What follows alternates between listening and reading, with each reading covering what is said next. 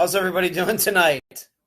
You're looking at me and thinking, well, this looks a little different, right? Well, I am here in Hilton Head Island in South Carolina, seeing my parents who drove down from Pennsylvania. And I have been here since last Saturday. I drove up here on Saturday. It's about a 6.5 hour drive. Going to welcome some people into the group. Kelly, great to see you. Shuri and Janet and Lois, some familiar names. Thanks for joining in tonight. Got a big show planned for tonight. Pamela, Stephanie, thank you for, I'm going to just keep saying this, Stephanie. Thank you for remembering it's Wednesday. What's up, Angel? Good to see you. Thank you for your contribution, Angel. You're very kind. On Patreon. Angie, great to see you tonight. Charlie, it's always interesting to me that women with the name Charlie, I think that's really cool. I really do. So as you can see, this background, this is a wall. I'm actually sitting on my bed here in Hilton Head, South Carolina, in the condo that my parents are renting here for the week. Hello, Beth. What's up? Barbara, good to see you. And we are on what is the name of the street? Follyfield, I think Follfield. And this is where I've been since Saturday. So I left Madeira Beach around 10 o'clock, 10 a.m. on Saturday and got here close to 5 o'clock. Traffic, there was a bad wreck. It was bad rain once I got up here, so that kind of slowed me down. But this is where I've been. I've tried to keep up on all of my work, but I would have to say that I've kind of toned it down maybe 25% this week. Being with my parents, we've gone out and done some things. Hello, Joyce. Hello, Lisa. Sherry. I need to tell you, Sherry, that you were the one who got the quiz and the pictures right. I'm going to be talking about that a little later in the program.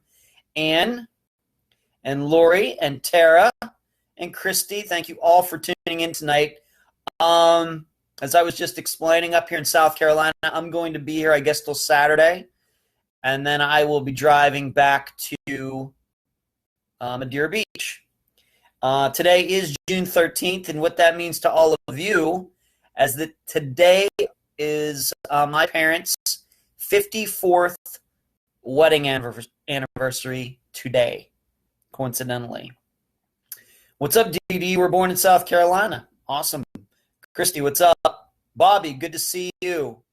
Yes, 54 years ago today, June 13th, 1964, my parents were married. I think they were married in Leechburg, which is the little town where I grew up. And they've been married ever since, and sometimes even happily. So they're still together. And in fact, my dad is out there doing something, and my mother is already in bed. We're having a good time. As you can see, I got a little sun today. We went over to this nature preserve, and I pushed my mom around on her in a wheelchair. She's walking pretty well these days, but it was a little too far of a walk. So I was pushing her around, and I definitely got some sun. Thank you, Shani, Bobby, Lois, Tara. Diane, good to see you tonight. Cynthia, good to see you as well. Bethany, thank you. Wow, what an accomplishment. It is certainly an accomplishment. They're certainly making up for the fact that I'm not married at all. So I guess everything's going to kind of even out in the end, I guess. Let me just check something really quickly here. I want to make sure that there's one person in particular who is in the group tonight who I think has tried to watch the show in the past, and let me see if she is in here.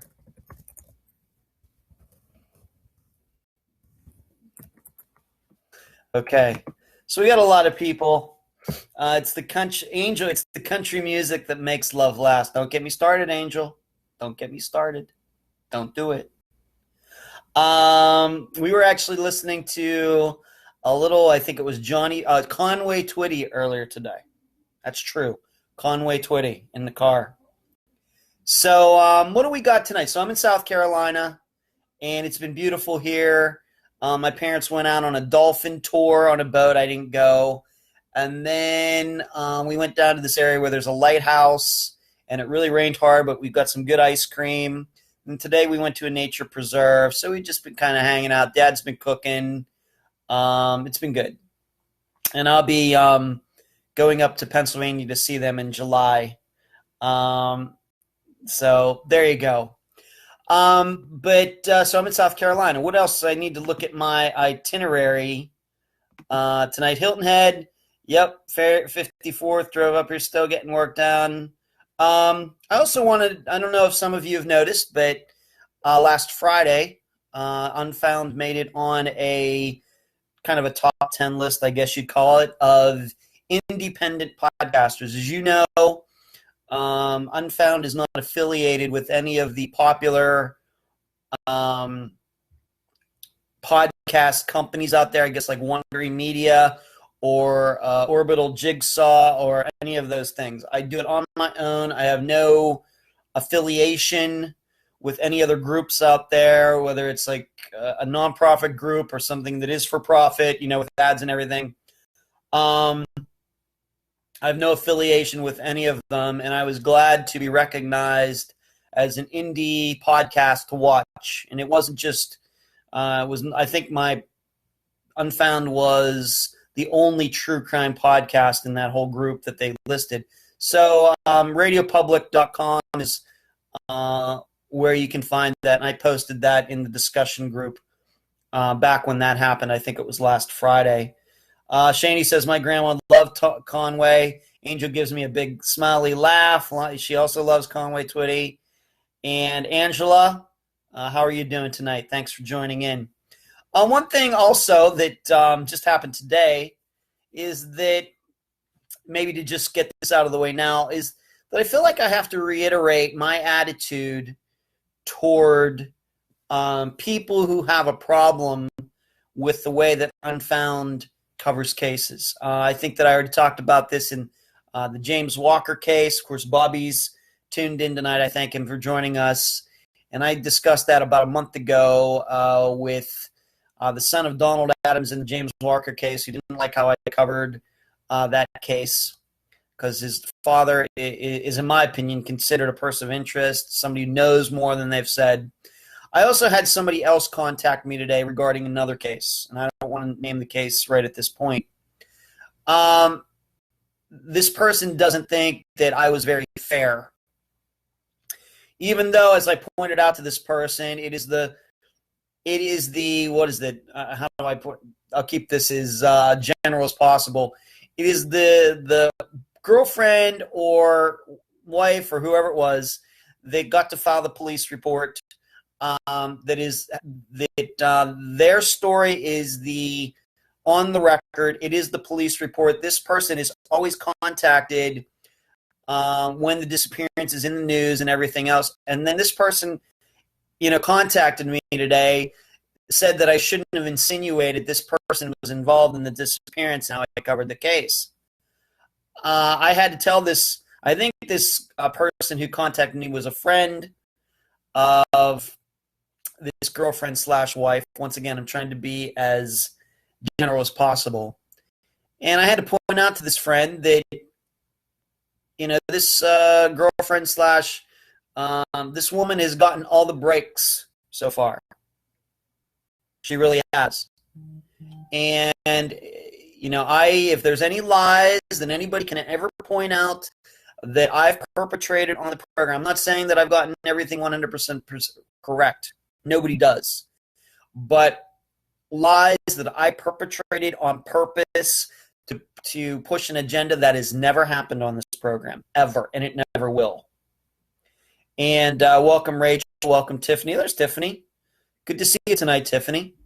I will never do that. We present what the facts are. I don't do a lot of theorizing on the case. As I always say, I can't help it sometimes that facts make certain people look guilty. That doesn't mean they are guilty, but it certainly means that we get to talk about it. We are not a jury here. There is no discovery or under oath or a perjury or anything else. This is a reporting program. We report the facts, and I can't help it sometimes if those facts make certain people look a little suspicious. And I really think that this is the problem that the person who contacted me had. I told her, if you are friends with the person who doesn't like how the episode was covered, you tell that person to contact me, and we can talk about it. But we're going to talk about it as adults. And I'm going to treat her with as much respect as I can, but she is not going to be babied. All right? And if I think that she is lying or being evasive, then I'm going to tell my listeners about it. That's my responsibility as a reporter. Stephanie says they questioned your integrity. They need to listen to more episodes that change your mind. I think this person had an agenda, Stephanie, and I don't think there's anything that I was going to be able to say that was going to change that, really. So, but you're right. I wish I could say more, but I don't think I want what case it was out there right at this second. But once again, for the record, if anybody who watches this now or watches this on YouTube a year from now, if you ever think that I've treated a person of interest or a suspect or somebody that comes up in an episode, if you know that person, they are more than welcome to contact me and we can talk. All right, we can talk. And I will give that person the opportunity to tell their side of the story.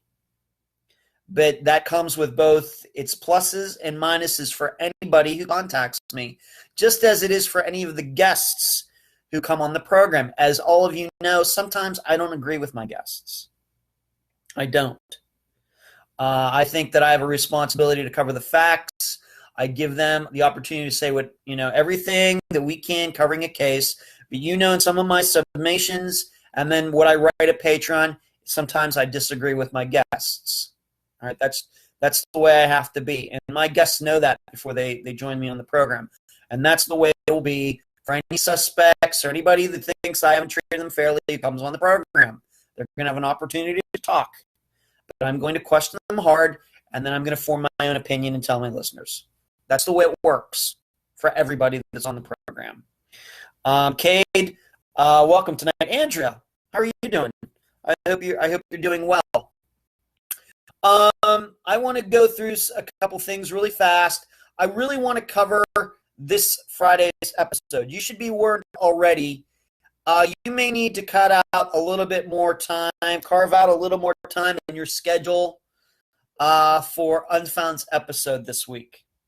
The interview itself is over 3 hours long. Yes, 3 hours long. Welcome, Marion. Good to see you tonight. Kate says you're more than open and fair in any and all interviews you've ever done. I've heard them all. Kate, thank you very much. You're very kind. Thank you. The episode is the interview itself is over 3 hours. So it's a long one. But I think when I get into this week's case, you're going to understand why it's that long. A lot to cover. It's going to be the most recent disappearance that Unfound has covered. In fact, this disappearance happened after Unfound got started. It happened in November of 2016. Unfound started in September of 2016. It is a disappearance that has been covered by Crime Watch Daily. You can find that on YouTube. And then Case File from Australia coincidentally just covered the episode as well. Well, I'm here to tell you neither of those places did it the way Unfound has done it. All right?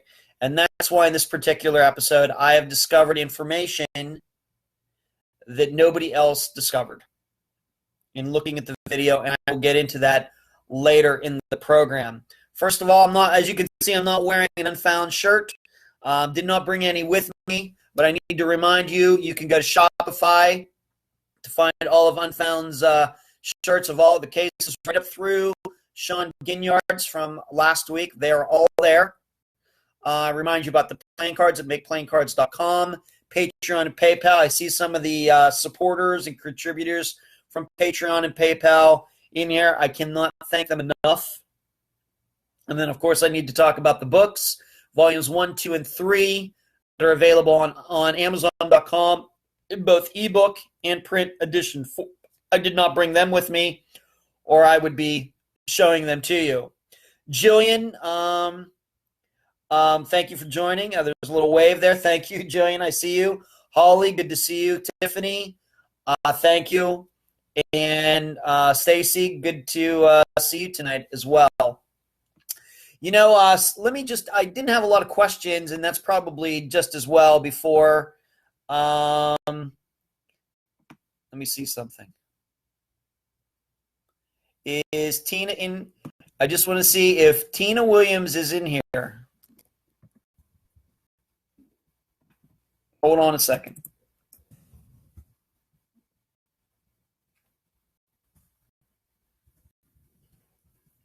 Hold on a gosh darn second.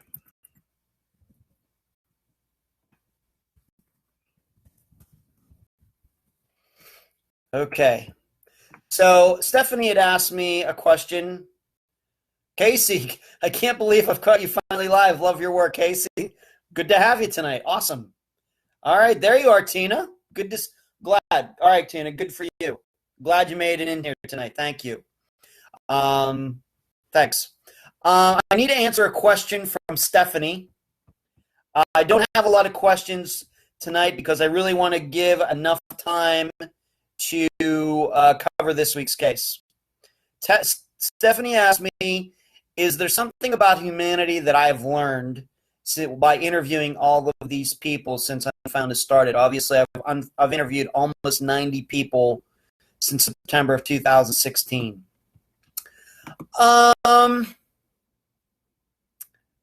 You know, that's a good question, Stephanie. You have to keep in mind that I don't know if it's a very unique place. I'm not saying I'm alone either. But I come from I'm cynical by nature, and I think that actually helps me doing this program. That I kind of doubt everything. I think that even in my everyday life, that I tend to analyze things that people say and do. Are they being truthful about that? Are their actions pure? You know, that's where I come from, you know, just in anything I do. And probably, you know, I try to be an optimist, but I'm kind of a cynical optimist. So when it comes to doing this program, the point of view I have about human nature is that of any animal on this earth, you know, and I'm not here to get into, you know, how humans came to be, evolution, creation, whatever you want to believe, you know, I'm not here to get into that. But whatever you believe about humans, we are mammals. We share a lot of the same things as like deer and you know, breathing oxygen and lungs and all. We are an animal. We are certainly not a plant. And we have the widest range of behavior of any animal on earth. We are the only animal that tortures things for fun. Stacy, how are you doing tonight? And Suzanne from Canada, thanks for tuning in. We are the only animal on the earth that tortures living things for fun.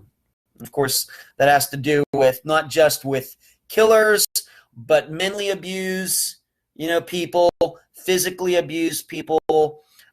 No other animal, wolves don't do that, deers don't do that. No other animal does that. If animals kill other things, they kill them for two reasons: to defend themselves or for food. That's it. Yeah, cats. Marion says cats. Okay, Marion.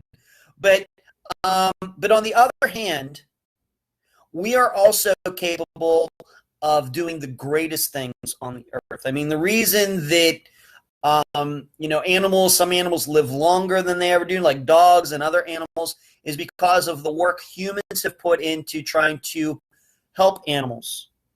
and help dogs live better, help cats live better, all of these things. There aren't any cows out there working on trying to figure out how humans can live longer and healthier. No, we're trying to figure out how to get animals to live longer, and people just on their own take an interest in that. So we are capable of a whole wide range of behavior. And that's what makes human choices and things so hard to determine, and unfortunately, all of us, myself included, sometimes we default to that darker side. Someone cut us off in traffic. We know how quick we are to judge other people and get angry at other people. And that's why once in a while I try to watch the video, This Is Water, which is a great video. I forget the guy's names right now, but you can find it on, seeing things from another person's point of view. Mike, good to see you tonight. So that's where I come from when I do these interviews. And remembering that people are capable of the greatest things on this earth. They're capable of the worst things on this earth. And I think that keeps me very level when trying to make sure I don't exclude any possibilities when it comes to these cases. Of course, outlawing the ideas of aliens and Bermuda Triangle and stuff like that. I think probably, Stephanie, though, so that's where I come from when I'm doing the program. That's who I am, I think, in real life, and I think Unfound is an expression of who I am. But I would say the strength, something that surprises me, is the strength that these people show when they do interviews. Thank you, David Wallace, Sherry. Thank you very much. Thank you thank you for that. David Wallace is the guy who did the speech, This Is Water. If you haven't seen it, find it on YouTube. It's fantastic. But the strength with which these people get through these interviews, Stephanie, is probably the number one thing that these mothers can so calmly and clearly, explain the details and all these things, all the information, what has happened to their son or daughter, that never ceases to amaze me. And I can tell you, after the fact, many of them have come back to me and told me after the interview was done, after we got off the phone, they went and cried for like an hour. And listening to the interview, you would never know that. But as soon as they get off the phone, it all comes out. So that they, maybe it would be something like, maybe if you've ever seen, somebody do, what's it called? A eulogy at a funeral.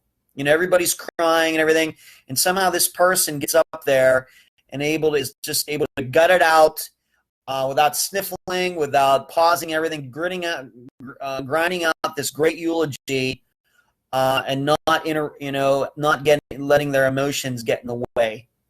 I think sometimes that's what it's like for a lot of the people that do interviews for Unfound, because I do. The kind of interviews that I do. They're very detailed, not because I'm trying to torture these people, but because I think the public needs to understand these cases as well as they can. And these people know the information, and it's up to me as the reporter to make sure, frankly, that I get it out of them, and that it's in a fashion that people can understand, because I think the guests understand that it's best for them too, even though it can be a little hard and sometimes people don't remember things. In the end, they understand that what I'm trying to do is help. So that's probably, Stephanie, to answer your question, the strength with which these people do interviews with me, and they talk for, sometimes this week 3 hours about life-changing events, something that it's a club that nobody wants to be a part of. And they join me, a guy they've only known on the phone, and they are able to answer questions, go through all the information in detail That's probably, Sure is saying human resilience. Yes, the resiliency that these guests show on the program never ceases to amaze me. Okay, for sure. So that would be the answer to your question. Because unlike 2020 or Dateline or anything, there's no edits. There's no edits from my program. Pretty much the interview that you hear is the interview that was done. Unlike on some of these shows that they'll cut it out and they'll take some moments and things, the way you hear the interview is pretty much the way it went. And that is also, I give all the credit to the guests on that. Tiffany says, does it irritate me when listeners think the person you're interviewing is not being honest? Tiffany, I don't know how often that happens. I'm guessing it does happen. And people are going, I've learned that people, how they look at these cases greatly has to do with their own life experiences, what they think they know about life, what they think they know about disappearances, what they think they know about human nature. And so it just depends, how people feel about this guest or that guest. I have to admit that off the top of my head, I don't know if any one particular guest was more mistrusted than any others. And even if I could think of that, I wouldn't tell anybody because I think that would be wrong to do. But does it irritate me? No. All I can do is ask the questions. I do research some of the things just to make sure that we're not going down the wrong path. But in the end, the way the guests answer the questions is up for you to decide whether they're telling the truth or not. I just try to ask the questions that I think all of you would ask if you could. And sometimes you do get a chance because a lot of them are in the discussion group. I'm not going to say that I think that every guest has been 100% truthful to me. If I did that, I think that I'd be very naive. All I can do is ask the questions that I think need asked. And it's up to you to determine whether they're telling the truth or not. And you are all more than intelligent enough to do that. Some of you are going to, think somebody else is lying. Some of you aren't going to think the person is lying. Those kinds of discussions and analysis and pondering and brainstorming is what is going to solve these cases. I would never ask any of you to accept what my guests say at face value. Okay, just because they're on the program or anything else. I think they are telling the truth, but as a reporter, my job is to answer the tough questions, and you are the audience. You are to decide for that. Hello, Lisa. I saw Jeff in there too. Welcome, Lisa. Sarah, good to see you. Marion, can this session be recorded? Marion,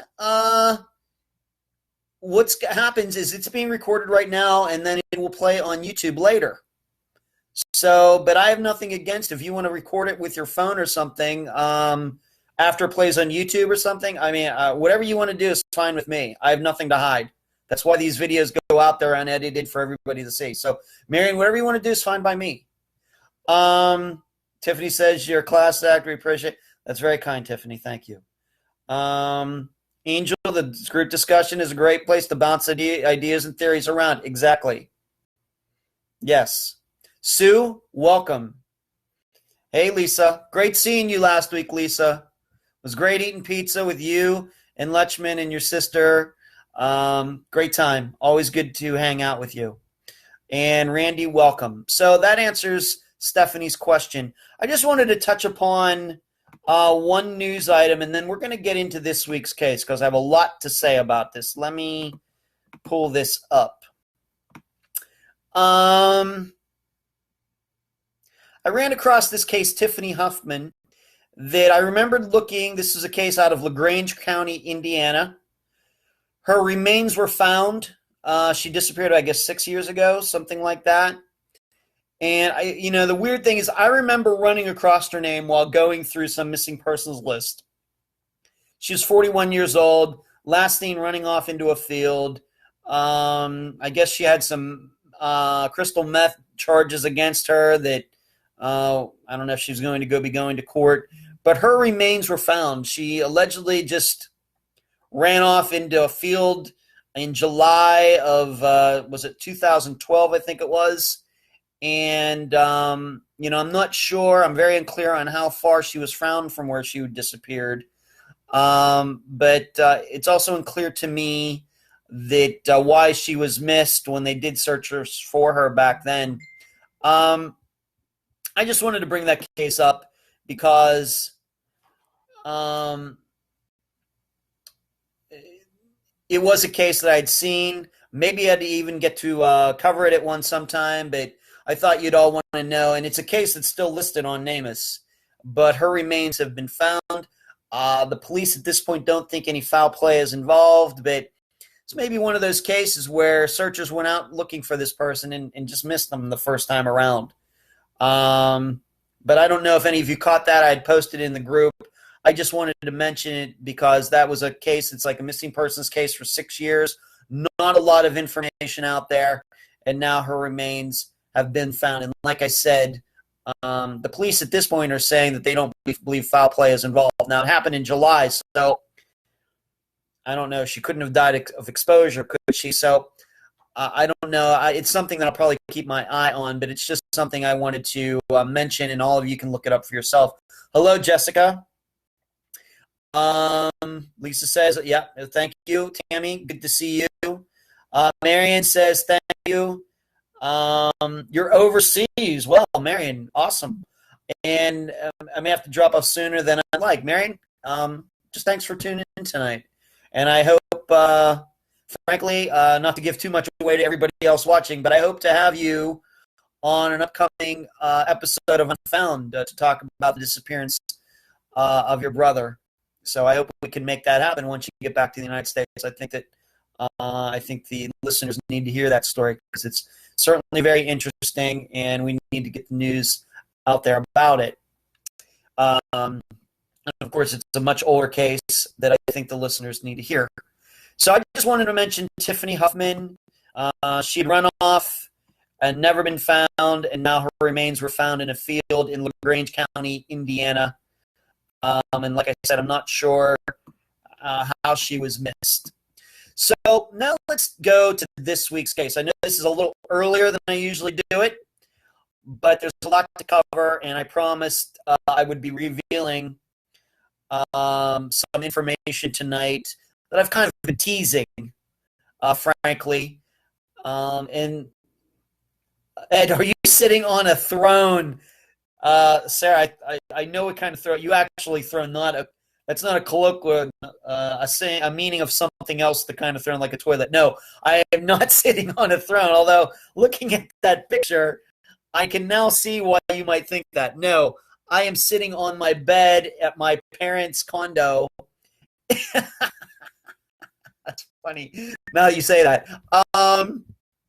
No, I'm sitting on my bed. This is the headboard to the bed at my parents' condo that they are renting this week. And there's actually it's a single bed, and then there's a bed off to my right, another single bed that nobody's sleeping in that one. My parents' bed is on the other side of the condo. Emma's tuning in from Australia. Well, good day to you, Emma. Good day to you. Love the podcast. Thank you very much, Emma. That's very kind. Thank you. Yeah, King Ed. Yeah, that's me. My mother sometimes does call me the prince, though. That's true. That's true, because she says I'm so spoiled. She does call me the prince sometimes. But this week's case, this is, I know we joke around and all, but we're going to be covering from some very serious stuff here. Thanks, Sarah. I look sweet. Thank you. Thomas Brown's disappearance bothers me.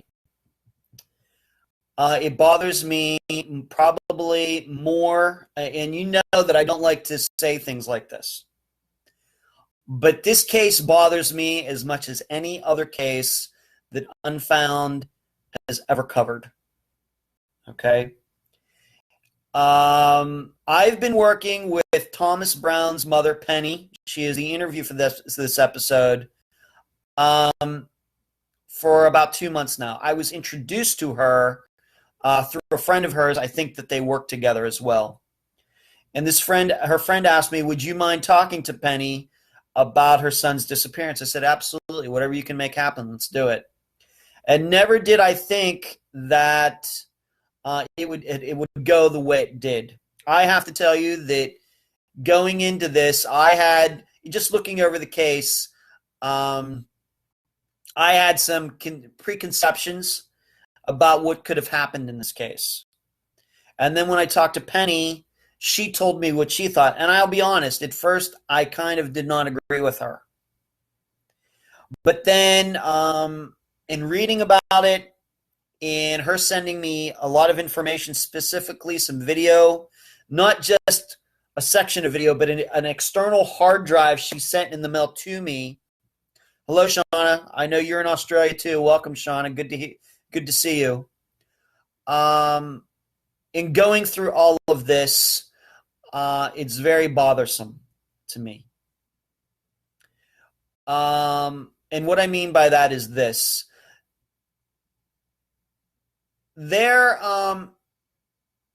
I've discovered something last Sunday morning, so about a week and a half ago, that nobody else has seen to this point.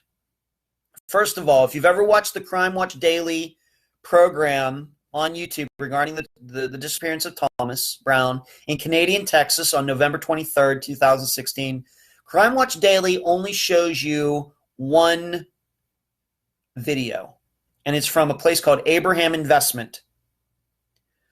Well, what they don't tell you, and what I don't know if how many people even know this, is there is more than one camera on the outside of that building. And Penny had that video, and I'm not even sure that she knew that she did, but she sent it to me on this external hard drive that she sent to me, like I said, a couple weeks ago. I have watched all of the video on these cameras from the night Thomas disappeared, from around 11 p.m. November 23rd to about 6:30 a.m. So, and each camera, so in a total, 7.5 hours, 15, about 22 and a half hours of video. Now, the nice thing is I could watch it in fast forward, and I could watch different camera angles at one time. So I don't want you to think it was like 22 hours I had to put it, but I could fast forward it, but still take some time. That is something, obviously, that Crime Watch Daily did not do, even if they knew about the video. And in fact, I would say if you watch the Crime Watch Daily show, it misleads you about several items. Likewise, the Case File episode that came out, when was it, 5 days ago or a week and a half ago or whenever it came out, about Thomas's disappearance. It doesn't even scratch. As much as I know that Penny and Thomas's family like the attention, when it gets down to the actual reporting of the facts and really getting in deep, neither Crime Watch Daily nor Case File do either of it. I don't know how else to put it. I have nothing against the Case File program. I personally have nothing against Crime Watch Daily. But now that I've seen everything that I have, and this is why I continue to say, Unfound just does things differently. Hello, Tamara. Welcome tonight. We just do things differently. And I don't go to Wikipedia. I don't go to Web Sleuths. I go to articles about the disappearance, but I don't rip them off. I'm not lazy. I don't mislead my listeners to think things that aren't true. And this is the reason that I went through the video like I did. And that is how new information is dug up in these cases. All right? Something that Crime Watch Daily did not do, something that Case File did not do.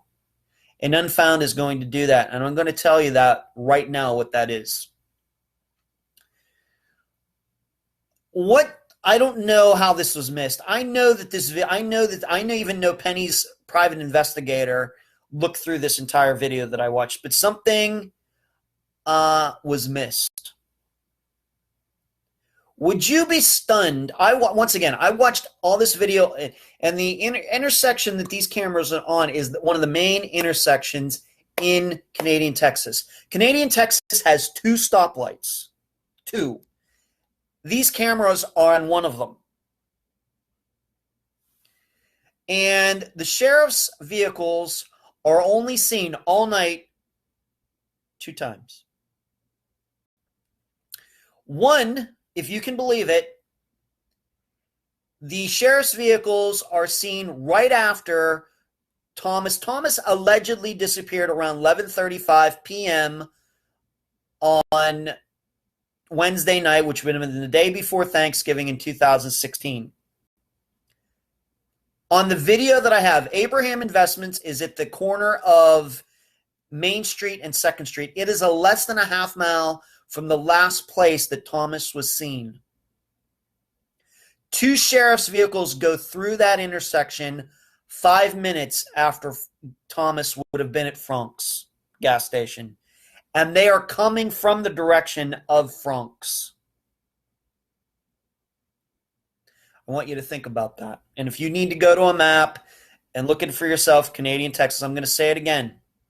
The sheriff's vehicles are seen twice all night. I watched the video. I know.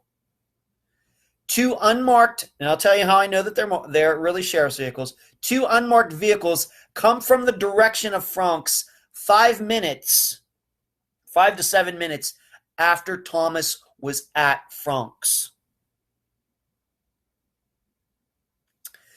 And I just posted a pictures in both the on the page and in the discussion group, asking what is the difference between this one picture and this rest of these pictures. Well, I think Sherry, who I know is in the group tonight, picked it out. There's a blue glow coming from a gray SUV going through the intersection. There is no glow in any other vehicles that go through that intersection that night. The reason there is a glow coming from the driver's window of that SUV is because that is a sheriff's vehicle. Not only that, there are 2 of them that go through that intersection at 11:42. Once again, 5 to 7 minutes after Thomas was at Frank's, and where these cameras are less than a half mile from where Thomas was. One of the vehicles keeps going straight, so north. The other one turns right on Main Street. There are 2 sheriff's vehicles. And once again, the reason I know that is because you can see the glow. Remember, every police car has that little computer screen. You can see that computer screen glowing through the driver's window of both vehicles. Now, the big question is this. Why has Sheriff Lewis, Nathan Lewis, Sheriff of Hemphill County, nor his deputies ever said that? Don't tell me they don't remember, because Penny called the cops to alert them to their son's not coming home that night just a few hours after he was supposed to get home. Surely the deputies and the sheriff would remember where they were just a couple hours before that. Surely they would. They never said anything. They've never said anything to this day. Okay? That is something that I discovered on my own. Nobody else who ever watched those videos has ever noticed that. But the only way you can notice that is if you watch the videos very closely, because otherwise, if you don't notice that blue video, you would never know that those were police vehicles. Why? Because they don't have any light bars on them. They don't have any lettering on the side. They're not white. There's no identifying markings on the outside of them except to notice the screens glowing inside the vehicles. Now here's the other part. I said you see them twice. You see those 2 vehicles at 11:42 p.m., a camera from the Abraham Investment Company building. You see these vehicles again.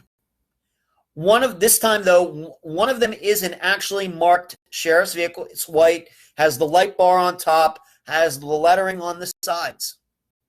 The other vehicle is, once again, one of these unmarked vehicles. They come into the camera's range at 6:20 a.m., coming from the north on 2nd Street into town. Coincidentally, these 2 vehicles meet up in the parking lot of Abraham Investment. And I think that I already posted that picture in the discussion group. What happens is that the marked vehicle is in front of the unmarked vehicle.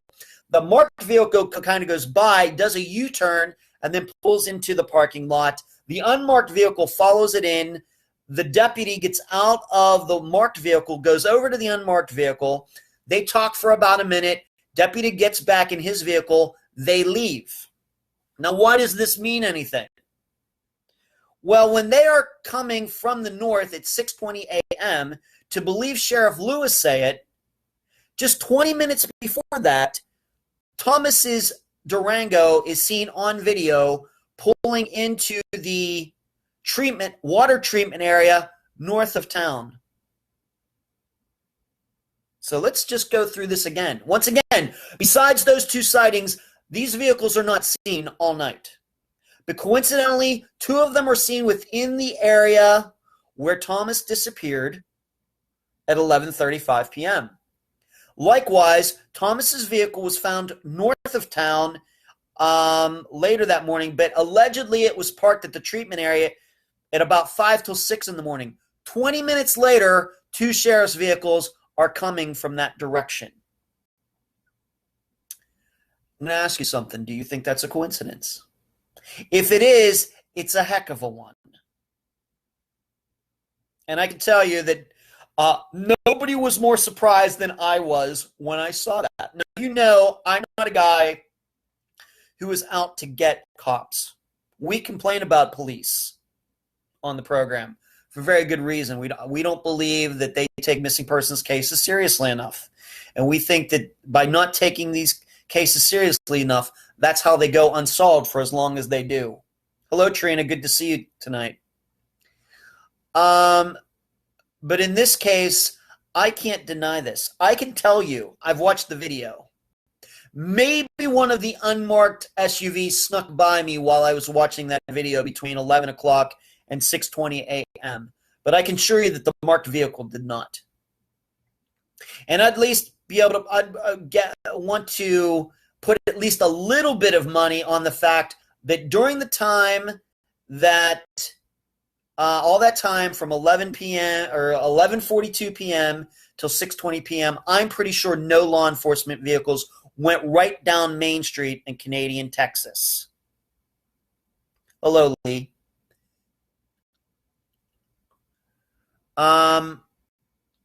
This is significant. It really is very significant. And I'm just presenting, once again, I'm just presenting the facts. Could there be an explanation? I guess. One that doesn't have to do with Thomas's disappearance? Of course. But when you only see cops twice, and in both cases, they are coming from the direction where either somebody disappeared or where the car was parked around the same time, at some point, my imagination is being tested.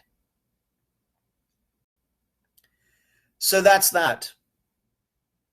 So what have they said in their defense? Shuri, nothing yet, because I don't even know if they know about it yet. I just discovered this last Sunday, and right away I called Penny and we talked about it. So she knows about it because she has copies of the vehicle and she pulled those videos up for herself and looked at them. And those are definitely sheriff's vehicles at 11:42 p.m. that night. No doubt at all. Zero doubt. Zero doubt.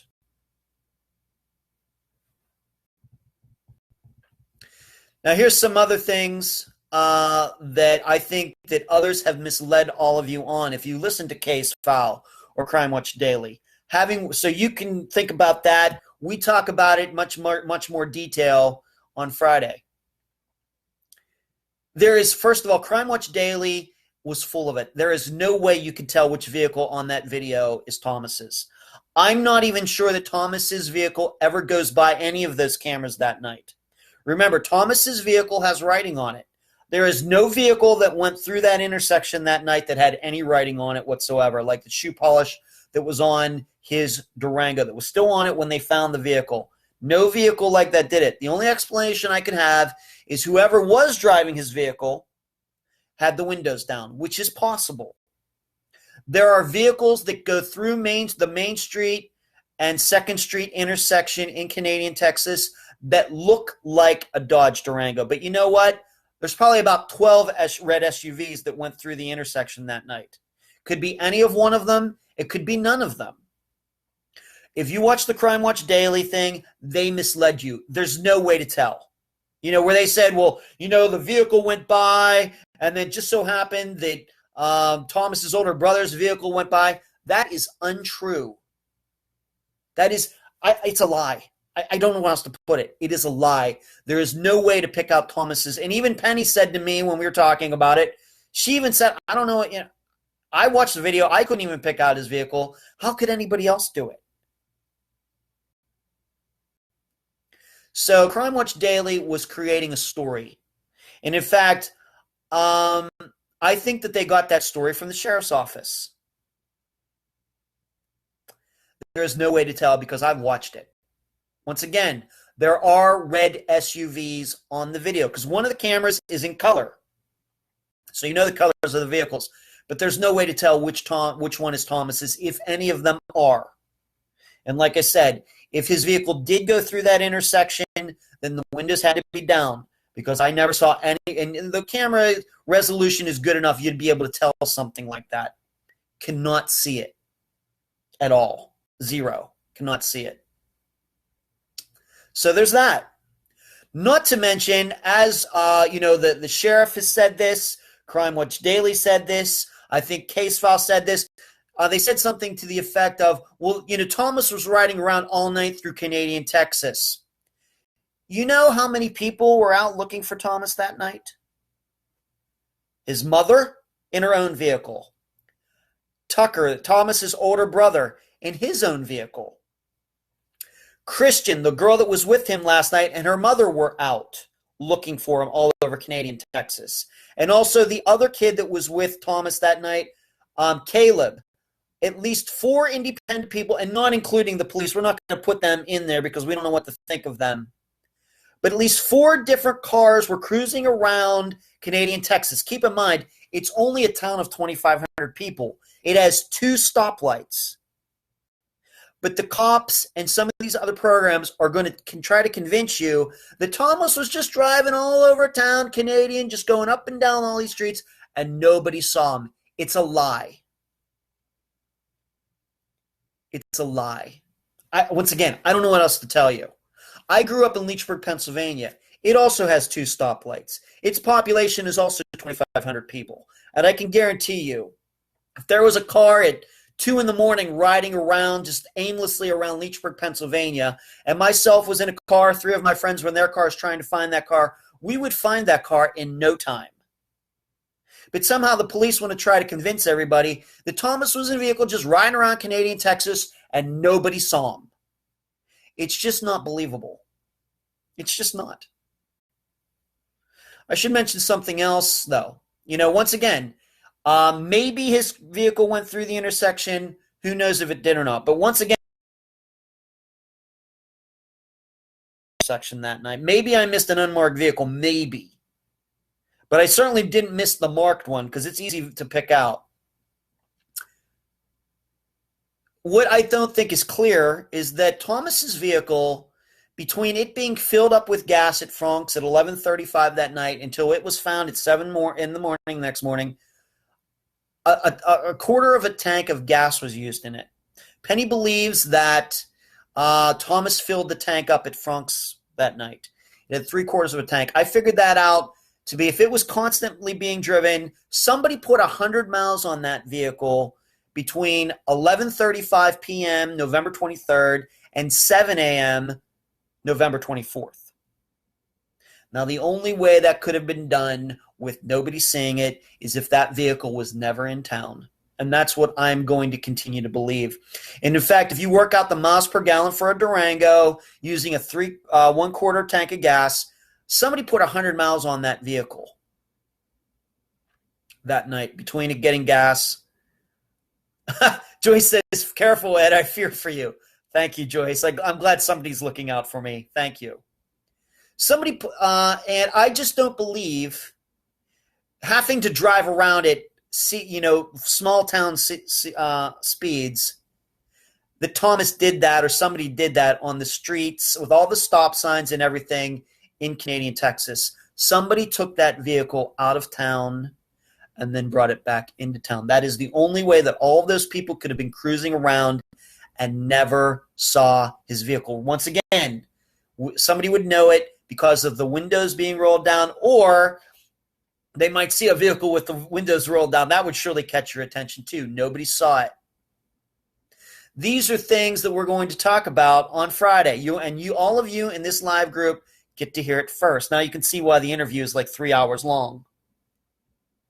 Something else that, once again, Crime Watch Daily didn't talk about it. Case File didn't talk about it. Once again, why? Because this is what Unfound does. Penny is going to tell you about a picture that was shown to her by Sheriff Lewis about 10 days after Thomas disappeared. I got her to describe the picture for me, and then I sent her pictures for her to point one out. She claims that Sheriff Lewis, about 10 days after, showed her a picture of Thomas pumping gas at Frank's that night. Okay? Now, there's a problem with that. The cameras the cameras at Frank's were not working that night. Unfound Watch Weekly, thank you. The dollar store, which is next door, has cameras. None of them were pointed at Frank's. But the big deal is this. The picture was not taken from a security camera. Penny claims, and I believe her, that the picture that Sheriff Lewis showed her was from ground level, about 50 feet behind Thomas in his vehicle where he was pumping gas. Possibly, although she did not see a hood or windshield wipers in the picture, possibly from a dash cam.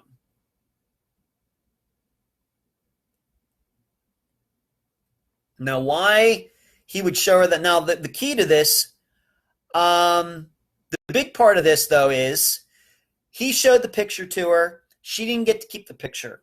When she asked about it later to a Texas Ranger that got involved in the case, he said he didn't know anything about it. He contacted the Hemphill County. Some assistant there said she didn't or he didn't know about it. And then when it finally got back to Sheriff Lewis, he says, I have no idea what she's talking about. Meanwhile, he was the one who showed her the picture in the first place.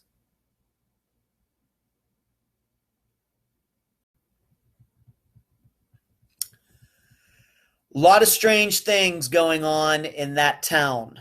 Once again, we talk about that. Once again, you can see why this interview was 3 hours long. Sherry body cam, very possible. Very possible. Karen says that as well. Very possible. Hello, Lori. Very possible. So, and she's never seen it again. She describes it. I sent her 5 different pictures. I randomly selected 5 pictures through Google Images of people pumping gas. I asked Penny to pick out the picture that most was close to what she saw. She picked out the photo. It was one from a car about 50 feet behind a person who was pumping gas from ground level. So 4 to 5 feet off the ground. Not from some security camera, 20 feet, 30 feet in the air, like 200 feet away. The picture was very close and at ground level. Leslie, welcome tonight. Good to see you. So there's that. So you add up all these things. These cop cars that just happened to be in the vicinity, sheriff's vehicles, when Thomas disappeared. Okay? But they never claimed they were ever in the area around where Thomas disappeared. This picture that has disappeared. Okay? The claiming that Thomas was just driving around all night when we know that there were people out looking for him, people who would have no reason to lie, who couldn't see him. What is 50 miles away, Dorothy asks? A place to hide someone? Very possible, Dorothy.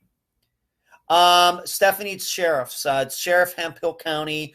Canadian is the county seat for that county. It's a sheriff. They don't have town cops there. It's a sheriff's department for the whole county. Jill, welcome tonight. Karen says, Sheriff is liar lips. Possibly. Now, here's something else the Crime Watch Daily has not pointed out, and this is going to be the final kicker, I think, for tonight. That Crime Watch Daily didn't mention, Case File didn't mention, but you're only going to hear it on Unfound. Would you believe that a year and 4 months before Thomas disappeared, he and that sheriff had a run-in with each other? Sheriff Lewis was not the sheriff of Hemphill County at that time. He did not become sheriff of Hemphill County until September of 2016, so 2 months before Thomas disappeared. But in the summer of 2015, once again, a year and 4 months, he was a deputy in another county, but was living in Texas, in Canadian. In fact, he is from Canadian, Texas. He went to Canadian high school. But he saw Thomas and some of Thomas' friends walking downtown at night. He pulled them over in an unmarked, in his own car, not in a sheriff's car, not in a deputy's car from this corresponding county. He pulled them over and picked Thomas out specifically, pulled him into the car, and claimed that Thomas and these two other guys were trying to break into buildings in downtown Canadian, Texas.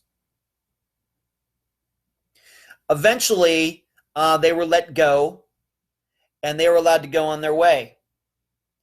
But what this shows, and keep in mind, I say this again, Sheriff Lewis and Thomas's father were friends. They were in a fantasy football league together. Once again, you only hear that on Unfound. So a year and 4 months before Sheriff Lewis was sheriff of Hemphill County, he and Thomas Brown, so, sheriff's in his early 30s. Thomas would have been, 17 at the time, 16 at the time? They had already had a run-in, what you might call harassment. Thomas was not doing anything wrong. He was not breaking into buildings. He was president of his class. He was an athlete. He was a fine, upstanding kid. To think that he was breaking into buildings is crazy. And also, if Sheriff Lewis, who was, once again, just a deputy somewhere else at the time, if he thought that Thomas and these kids were doing something wrong, the proper procedure is to call the sheriff or the deputy in that county, call 911, and get the sheriff and deputy from Hemphill County to show up, not to take care of him himself.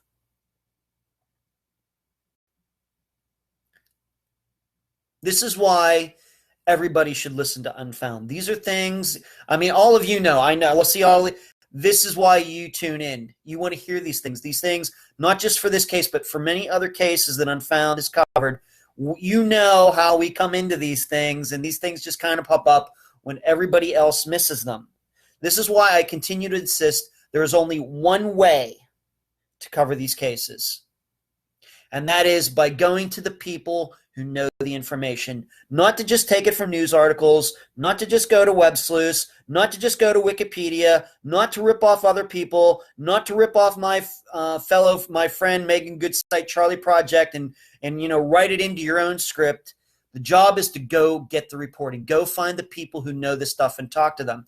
Because if people were doing this stuff would have been out months ago. Because somebody would just be dying to talk about it. I know, I can't wait to talk about it. What I'm disgusted by is why it took somebody like myself this long to find out this stuff. I know Penny knows it, but she's never been asked about it. I don't think that I'm anybody special. I don't. I do not. But I just can't believe that this video has been out there for a year and a half. And, it took all this time for me to find it. I just can't believe it. I still can't believe it.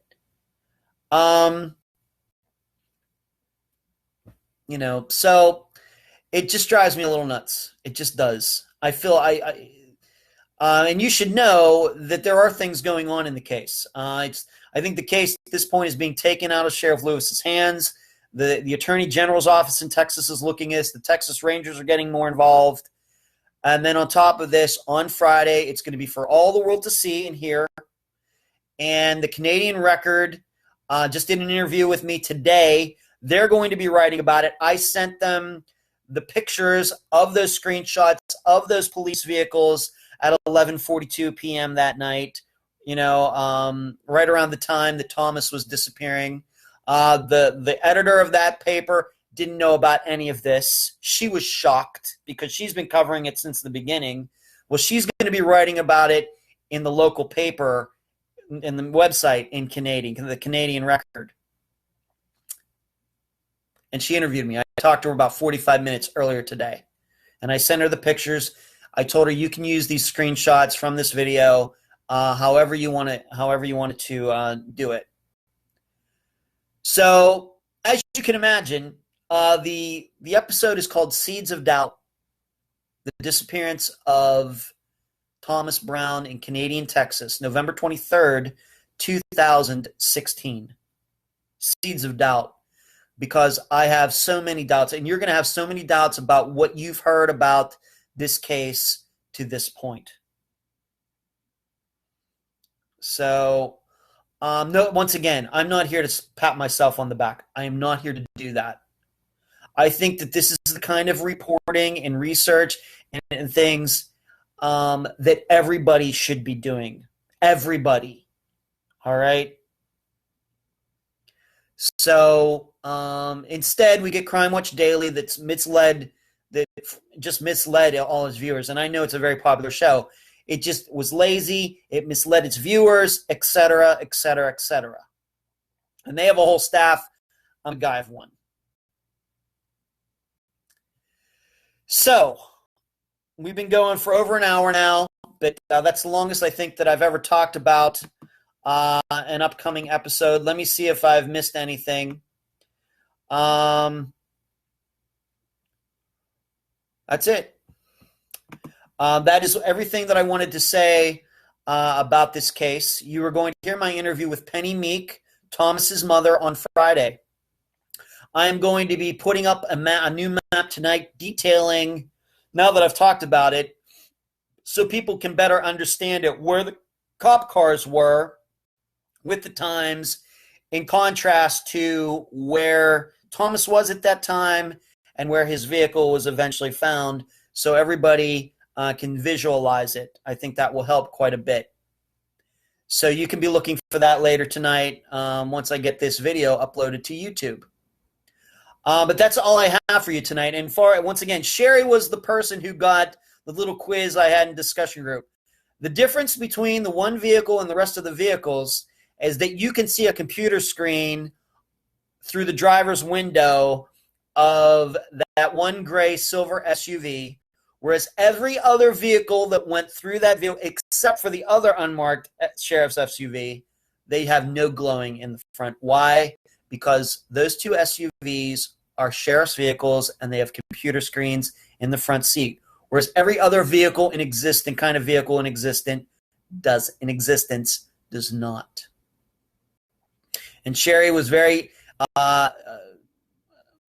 very particular, had a very sharp eye in noticing that glow coming out from the driver's side window and noticing that the other vehicles, the pictures of the vehicles that I put up in there, did not.